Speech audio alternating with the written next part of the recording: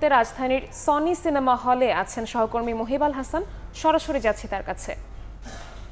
মহিব, রাজধানীর বিনোদন কেন্দ্রগুলোর মতো সিনেমা হলগুলোতেও বাংলা সিনেমা দেখার জন্য দর্শকরা যেভাবে ছুটে আসছেন, আমি সিনেমা হল সিনেপ্লেক্স থেকে সব জায়গায় ঘুরেছি এবং দেখেছি সিনেমা নিয়ে মানুষের যে উদ্দীপনা, ঈদ আসলেই ঈদের সময় যে দর্শকরা হলে ছুটে আসেন সেটির উদ্দীপনা চোখে পড়েছে। বাংলা চলচ্চিত্রকে ভালোবেসে যেভাবে তারা চলচ্চিত্র দেখতে এসেছেন, অনেকেই পরিবার পরিজন নিয়ে এসেছেন, বন্ধু বান্ধব। এবং আজকে যেটি লক্ষ্য করলাম সেটি হচ্ছে ঈদের তৃতীয় দিনে এসে কিন্তু দর্শক সংখ্যা কিছুটা বেড়েছে হলগুলোতে।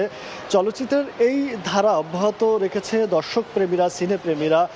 কিছুক্ষণ আগে আমরা দেখেছি এখানে লম্বা লাইন ছিল, টিকিট কেটে দর্শকরা সিনেমা হলে ঢুকেছেন এবং কেউ পরিবার নিয়ে এসেছেন, কেউ সন্তান নিয়ে এসেছেন, কেউ বা যুগলবন্দী হয়ে এসেছেন। চলচ্চিত্রের এই যে একটা ধারা, এবারের প্রায় 6টি সিনেমা মুক্তি পেয়েছে। 6টি সিনেমার মধ্যে সর্বাধিক সিনেমা এবারও দখলে চিত্রনায়ক শাকিব খানের। এরপরে শরীফুল রাজের ইনসাফ সিনেমাটি এসেছে, সেটাও কিন্তু দর্শকরা দেখছেন। তারপরে আরেকটি যে সিনেমা রয়েছে নীলচক্র, আরিফিন শুভর।